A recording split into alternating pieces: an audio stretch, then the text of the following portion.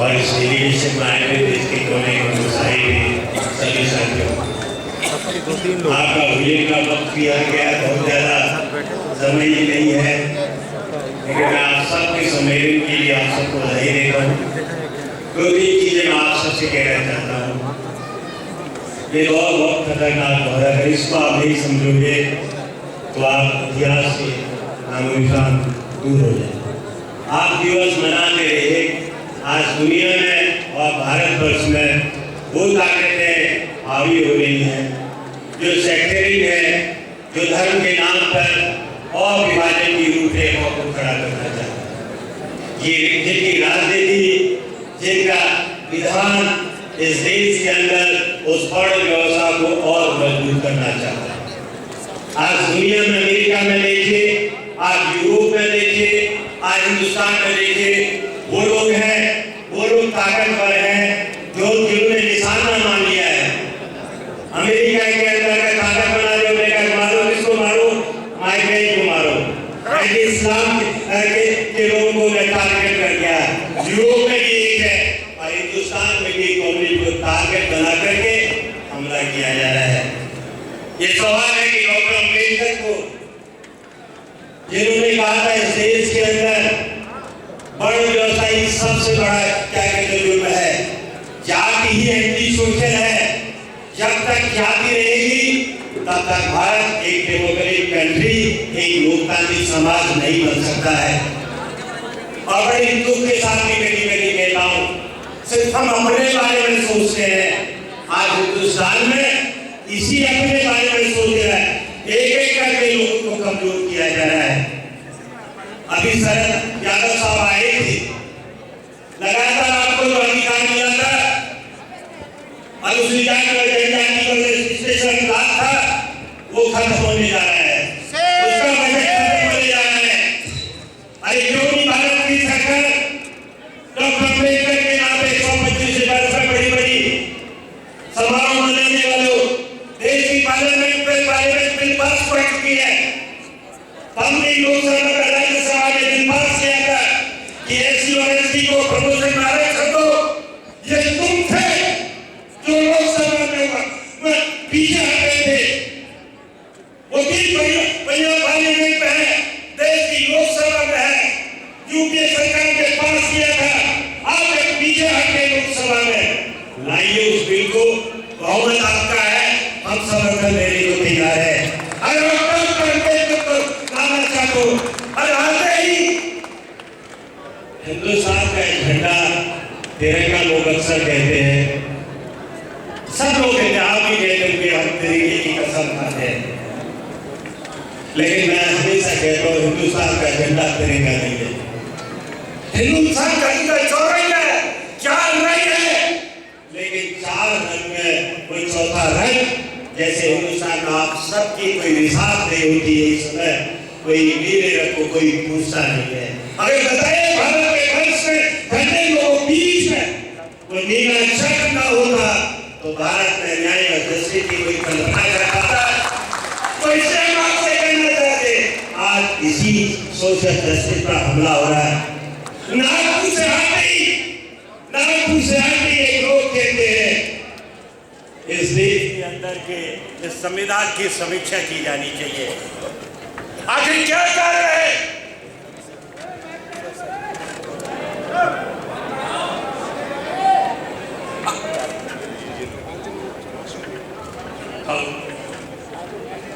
Mic को भी कुछ तकलीफ हो रही लगा। मित्रों, मैं पूछना चाहता हूं, जब तक में जो नागपुर से फतवा जारी करने वाले लोग हैं, उनके लोग दिल्ली में आते हैं। पिछले बार संविधान की समीक्षा की बात होने लगी थी, इस बार आरक्षण की समीक्षा की बात होने लग जाती है। अरे जाति की समीक्षा की बात कोई नहीं करता है।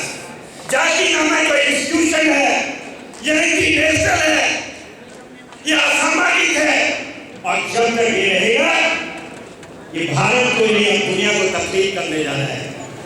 मैं इसलिए कहने जा रहा हूँ, यहाँ पर हमारे बहुत देश से लोग आए हैं, इंग्लैंड से भी लोग आए हैं, अमेरिका से भी आए हैं, और बाबा साहब भीमराव ने कहा था जब हिंदुस्तान के लड़ाई में हम अपने अधिकारों के लिए लड़ रहे थे।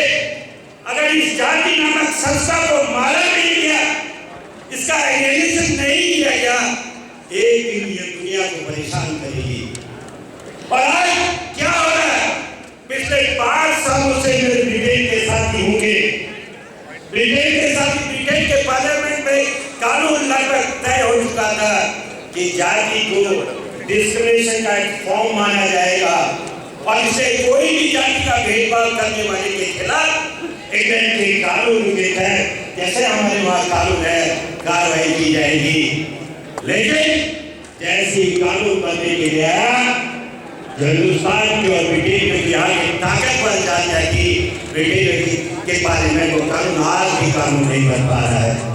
आगे वो ताकत है कौन है? क्या कारण है कि इस देश के संविधान में कास्ट को खत्म है, सरकार भी कहती है। दुनिया में रेशियल डिस्क्रिमिनेशन जो यूएन चार्टर है उसमें कास्ट क्यों नहीं शामिल है? हम कहते हैं कि हमारे देश में किसी भी तरह का डिस्क्रिमिनेशन नहीं है, जबकि मैं कहता हूँ रेशियल डिस्क्रिमिनेशन से भी ज्यादा किसी में है, वो कास्ट अफराइट है। आप रंग पहचान के लोगों के साथ भेदभाव कर सकते हैं, लेकिन जाति बिना जाने प्रदीप टमटा आपके सामने खड़ा है। अगर मालूम न हो कि प्रदीप टमटा अनडिटेबल है, आपका व्यवहार उससे नहीं हो सकता।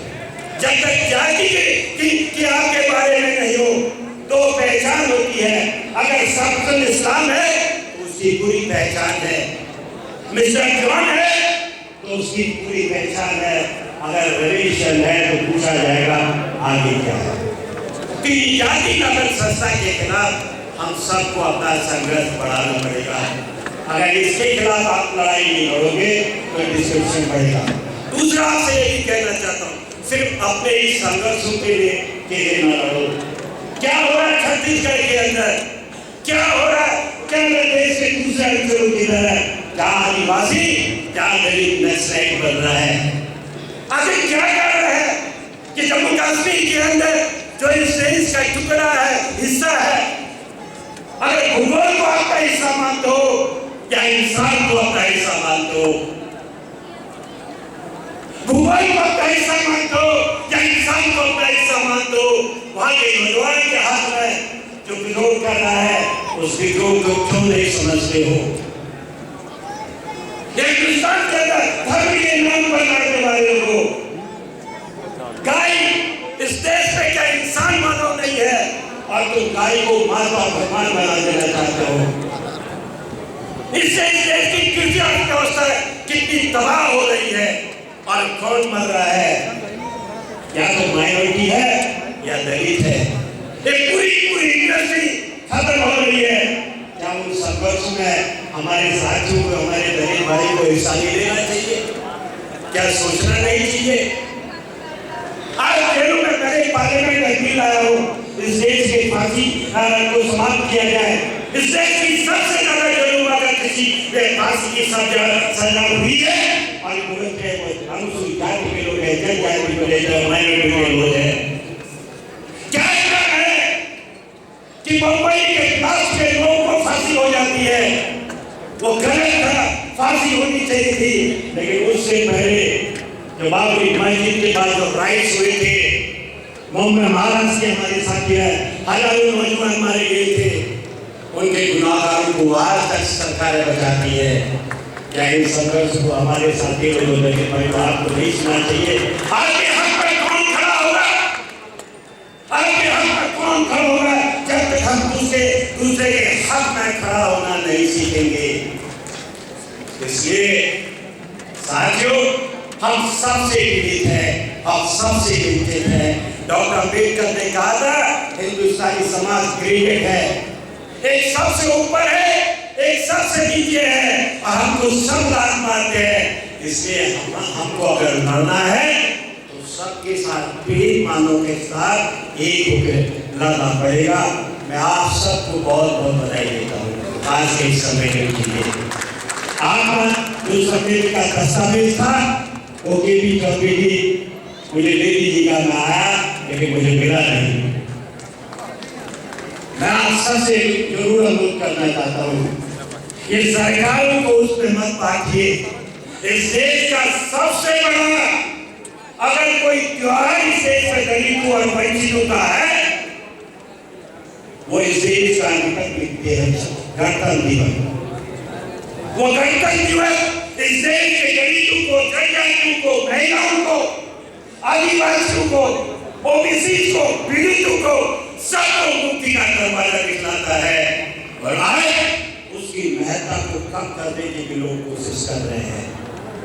जिन लोगों ने इस देश के इतिहास में संघर्ष में कहीं भाग नहीं लिया, जो आज कहते हैं मनुस्मृति सबसे बड़ा हमारा धर्म ग्रंथ है, वो आज हमारे बीच के समुद्र को अलग अलग दिनों में बांट कर हमको कमजोर करना चाहते हैं। हम अपने सबसे उत्तेजनाकारी दिवस की महत्ता को कम न करें। मैं आप सबसे अनुरोध करना चाहता हूँ, मैं आपके साथ हूँ।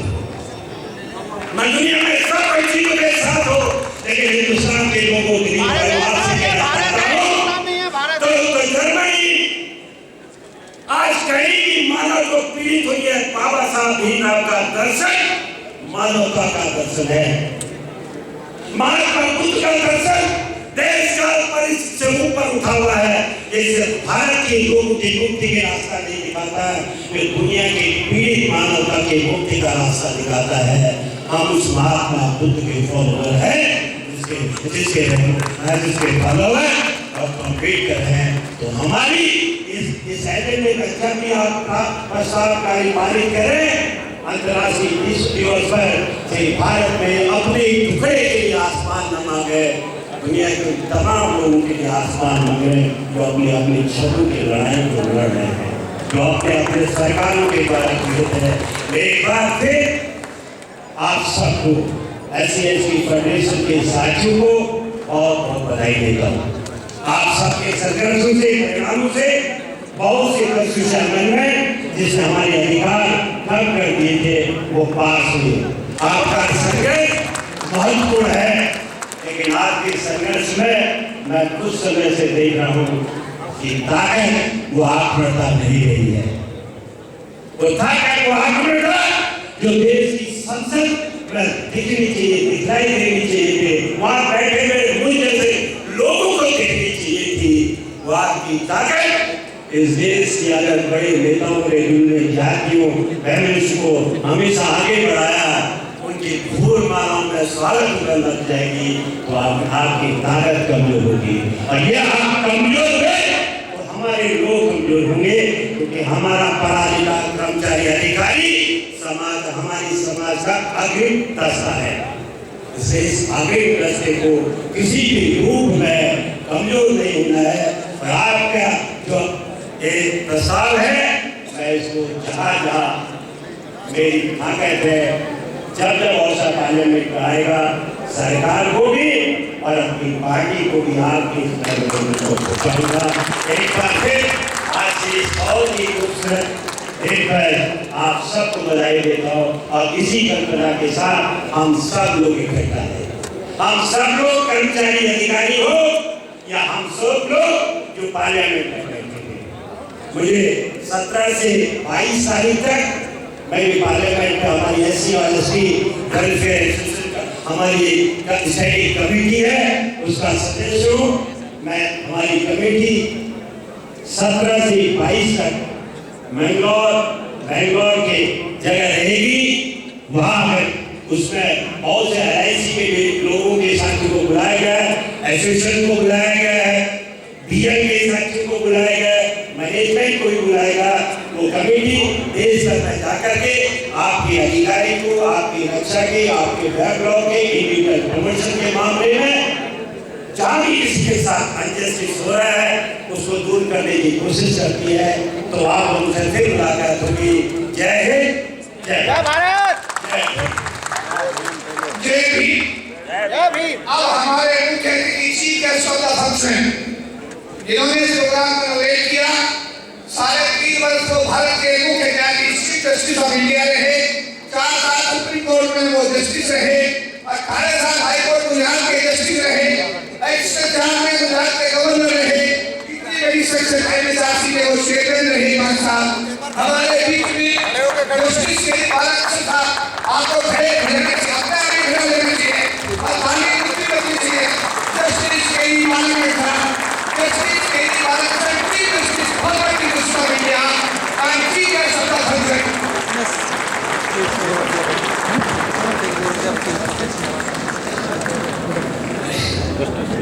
Mr. Chaudhary and his colleagues, distinguished speakers on the dais, all invitees, dear friends, why are going on? May I speak in English? I am not very conversant in Hindi. I am really immensely thrilled and joyful to see all of you. And the day we are celebrating Ambedkar Jayanti is wonderful because we have got only one icon in this world, that is Bhim Rao. Whatever we gain in our life, it is because of Ambedkar. He made great contribution to this country by drafting the Constitution. But for us, he gave us confidence. He gave us whatever which is precious for us. That is why we are standing before the world. Otherwise, we will not be still slaves. We will be still very, very unimportant figure in this country. That is why we worship and till eternity we worship Dr. Ambedkar. Many speakers have spoken very many subjects. I don't want to enter into any subjects on this occasion. Time is also so much time to spend. But some later speakers said that there is no law for the abolition of caste in this country. Ambedkar tried his best for abolition of caste. Many of you must have read his speech which he prepared to deliver in Punjab. The organizers of the meeting said that he has to remove some of the portions in his speech. But he said, no, I will not remove not a single word from my speech, and that speech is published in the form of a booklet and Annihilation of Caste. I am sure that many of you must have read the Annihilation of Caste. Caste is a degraded thing. Many people wanted to justify caste on the basis of division of labor, but it is not division of labor or anything. It is a greater inequality in the society. And this caste system will continue in the society unless there is complete equality. Dr. Ambedkar, while presenting the Constitution, he said, today we have achieved political democracy. That means one man, one vote, one value. But the social democracy we are not reached. We will reach only, we have to reach social democracy. Then only India will be free. Otherwise, the social democracy, if we don't reach, the people who are denied this equality will rob the very structure of our constitution. That is the prophetic word of Dr. Ambedkar. So, I don't want to speak in detail about it. Many of the speakers must have spoken on all these things. I am very, very happy to participate in this function, and I am deeply thankful to all of you for having come and very, very discreet, very obediently and sincerely in a disciplined way, he celebrated this Ambedkar. I wish all success to one and all of you. Thank you. Thank you, sir, for your blessings. You have given always blessings to us. अपने सरकारी विभागों में सबसे बड़े सरकारी विभाग भारत के लिए इसमें 3.5 लाख एसएसटी कर्मचारी काम करते हैं। सबसे बड़ा महकमा उसके राष्ट्रीय महामंत्री और महासंघ के हमारे एक्टिव चेयरमैन माननीय अशोक कुमार जी को आमंत्रित कर रहा हूँ। वो धन्यवाद करेंगे माननीय अशोक कुमार जी। जोरदार तालियां अशोक जी के, जोरदार तालियां। और इसके बाद में भोजन के बाद में 3:30 बजे एसटी आयोग के चेयरमैन, पार्लियामेंट्री कमेटी के चेयरमैन और दूसरे सांसद और वीआईपी, नेपाल से आए हुए हमारे रिप्रेजेंटेटिव, लंदन से आए हुए रिप्रेजेंटेटिव और अमेरिका से रिप्रेजेंटेटिव और हमारे राष्ट्रीय पदाधिकारी संगठनों के सब संबोधित करेंगे। खाना खाने के बाद ठीक 3:30 बजे आपको अनुशासित सिपाही के रूप में इस हॉल में द्वारका से इकट्ठा होना है। मैं सबसे पहले भगवान बुद्ध को नमन करता हूँ, बाबा साहब डॉक्टर भीमराव अम्बेडकर को नमन करता हूँ।